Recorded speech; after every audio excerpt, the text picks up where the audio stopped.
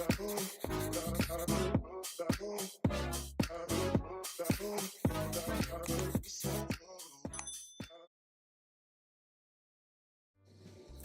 everyone, this is Colleen with Designs of Value Art, and today we're going to talk about backgrounds and some of the different ideas that you can use to do a background.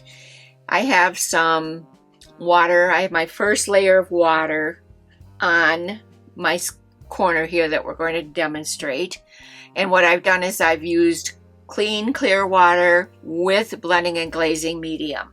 Now, I always recommend to apply at least 2 coats of water to virgin paper. In other words, paper that has not had paint or water applied to it.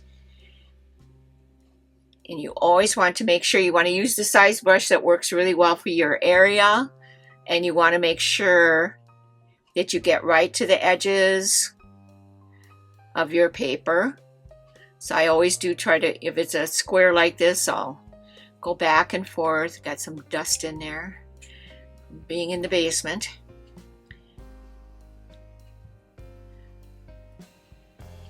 Okay, so I feel that it's fairly covered, but I'm always going to lift up my paper surface and take a look, and it does appear that it is covered like I want it to be, completely covered and moist. Okay, so I am going to pick up some paint on my big brush. Now all I've done is mix some blue-green here, which is the color I normally use for a background of a flower, basically. And I apply it. I mean, I don't want a solid background on this example. If I did, I would be making this much darker. Okay, so I've got some of that color there, but now I want to bring some out, but I don't want it to be gradiated like that, is all in one solid color. So now I want to just kind of tip my brush up, get my hair out of there if I can without making a mess, and just kind of go all different directions with my brush, using all different sides of my brush, because I don't want it to be completely solid green.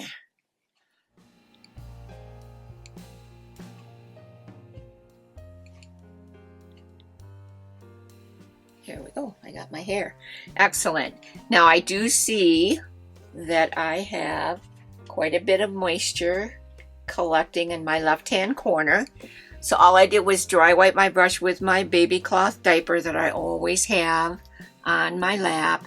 I'm going to just take the tip, now that it's drier than the paper, and just pick up that corner. Keep an eye on it, see if I need to pick up any more. Doesn't appear I do, but I do almost think I need to get a little bit out of here. There we go. Okay, so that's one example of a background that you can do. Now I'm going to dry this, and I'll be right back with you and show you some more examples of backgrounds. See you in a moment. All right, I'm back. I got that first section dry. I've got my first coat of clean water on our new section. And I'm going to go ahead and start the second coat.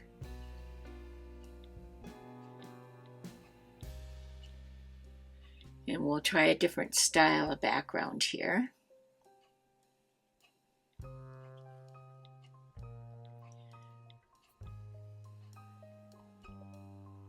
And as I do with the first coat, I always go back and forth both directions. And I'm looking at the side of my paper, and that looks good. Now, since last time it kind of collected in the corners, I'm just going to take my paper towel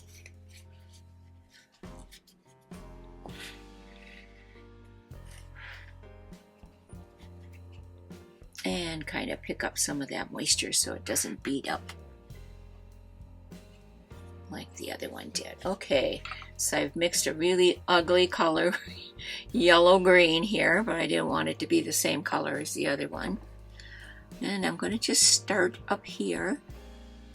It's almost the color of the tape. Not quite, but it's just ugly. And say that this was a flower down here, and you wanted to just outline with a darker value that flower. On backgrounds, I like to just tap it on, because if I streak it on like I did the water, unfortunately you get streaks in your background. So tapping it on and just letting the water do its thing for you. All right, so we've got one corner around that flower, but I want it to be almost like that one was, just a little bit softer. So I'm going to just do some crisscrosses out here to add some more color, but I'm just a little bit further away from that darker green up there. But if you want them to blend out, and that's what I like about this, is this water that we applied, especially if you put 2 coats down, is going to blend these together. And see how it's doing it, but it's doing it real soft. It doesn't come across that as a solid background.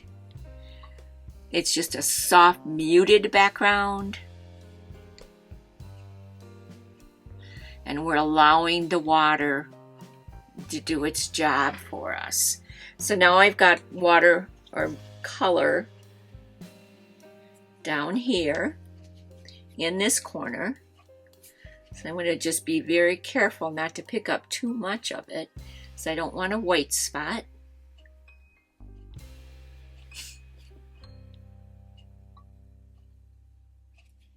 So I've got some lighter areas in that background, nice and dark over in this area. So there's another example of a black background that you can use on your florals. So let me go ahead and dry this, and then we'll come back and do another one. Okay, we are back. Got those other 2 dry. I've got my first layer of water on this one. While I'm waiting for that to somewhat set up, look at the side of the paper, it looks good. This paper is a 140-pound Arches cold press. I just bought a pack of sheets and taped it down to the board. That's why I have it taped. You always want to, when you're practicing something or trying to decide what you want to do to a project, you always want to practice on your good paper. I hate to say that, but if you buy the sheets like this rather than the block, it is less expensive, and it allows you to know what's going to happen in your project, because it's going to be the same paper. It's just going to be in sheets rather than in the block. So that's a good tip. And when you dry your backgrounds or anything on your paintings, you always want to dry with a low level on your hairdryer first, because if your background is real moist and you hit it with your hairdryer on a high heat, it is going to blow that paint across your surface, and you're going to have a really strange design on your background. So always start out with a low. Once you can see the shine is going away, then go ahead and use your high heat if you want to. Now I'm going to just do a straight yellow. This is a lemon yellow, Sennler lemon yellow. And I've got 2 layers of paint on there. It looks like it's pretty even. So what we're going to do, Try to decide how I want to do this. We're gonna just kind of mix in our colors, go in different areas, or our paint, I should say, with our brush. You can use different size brushes to do this with if you choose to. A lot of people do their backgrounds in 3 or 4 different colors, and they'll have a brush loaded for each color that they're using in their design. And that's not a bad thing to do because you don't mix your colors on your brush as you apply. I'm going to just clean mine out. And I've got paint collecting over there. And since this is just a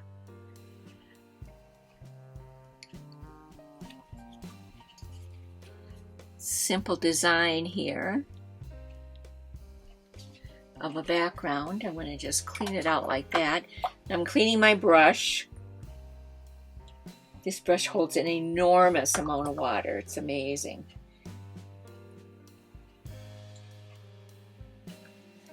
Wiping it, dry wiping it with my baby cloth that I have on my lap. And now, just for grins, I'm going to just go into a red color. And I don't even have this pre-mixed. I'm just picking it up with my brush. I better pre-mix it because it's not working very well.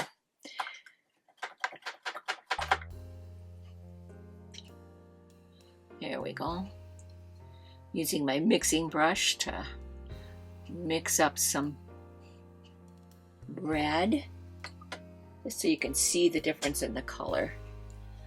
And I've got paint collecting down here again. All right. And this brush that I'm using is a 3/4 silver black velvet oval. And I like that. It just,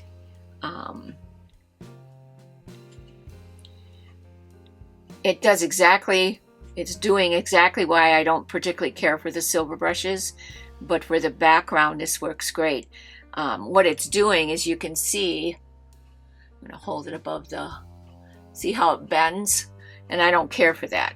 When I lay my brush down, I want it to be that nice point. But this one, for the backgrounds, is okay.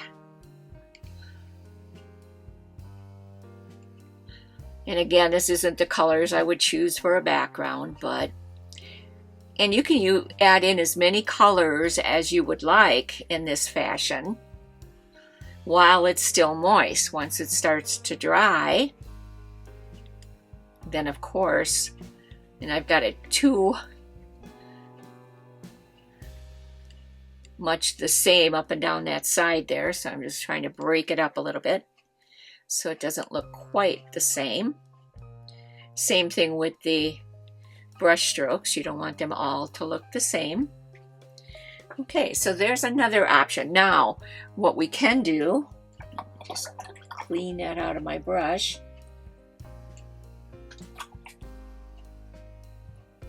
And I'm going to just pick up another color, and it's the blue color, so it'll kind of mix in with the, see, I have a habit of doing that right up the side there, and it gives you all the same exact stippling, if you want to call it. Brush strokes would be a better way to describe it. So and you don't want that. You don't want it to be identical. You don't want the color values to be the same. So I'm going to darken the value down here with the blue. But there's a pretty background. Wouldn't be the colors that I would choose. However, it shows you what I'm thinking here. For a floral design way off in the background. And I'm going to dry that section, and I'll be right back with you again, and we'll do the last one. Okay, welcome back. So I got that first one, or I should say the last one we did dry, and I've got my first coat of water on my last square here, and I'm going to let that soak in for a moment, and then we'll go ahead and add in our second coat of water.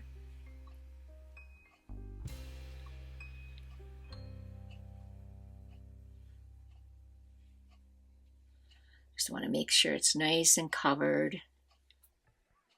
It's most important with especially the backgrounds.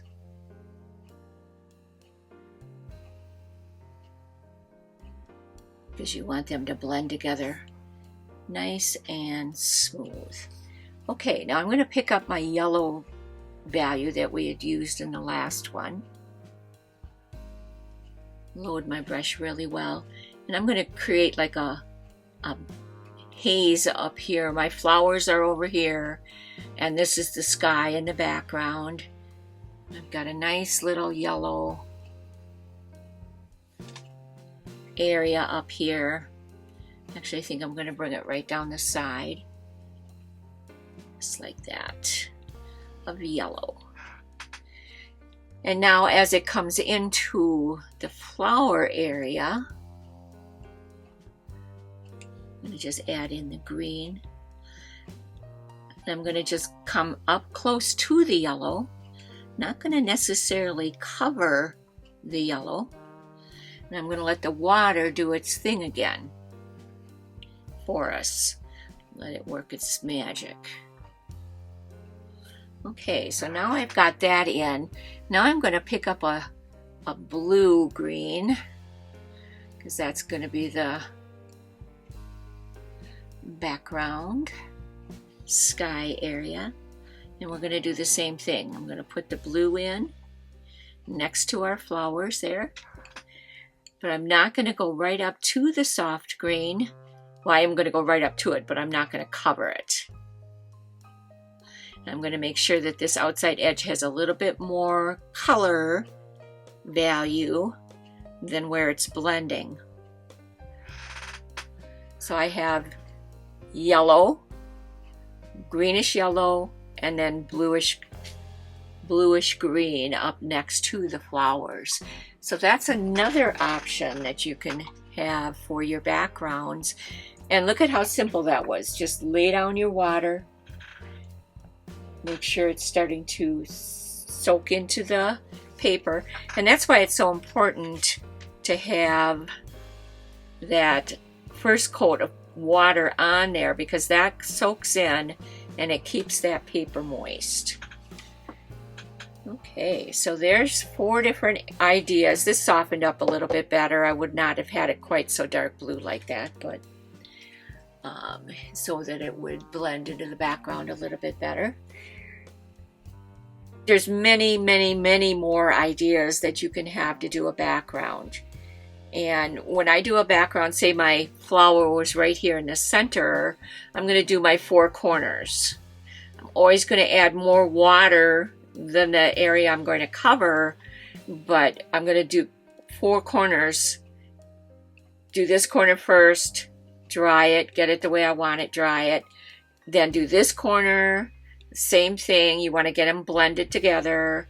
You always want to do a little bit more water application than how far you're really going to paint, so it dries nice and soft and fluffy, just like this is. It's drying nice and soft and fluffy, and that's what you want. And this did too. So did the other ones. And that's the fun of watercolors. You can mix and match and make different ideas with those backgrounds. And again, there's many more background ideas. Now, if you want to watch me do a painting with some lovely backgrounds, I just did a yellow rosebud, and it has some beautiful greens and yellows in the background, and I have that on my Patreon website. So you can go to patreon.com/Colleen D. Aiken, A-K-I-N, or patreon.com/Designs of Value Art. Thank you for watching. Come back soon.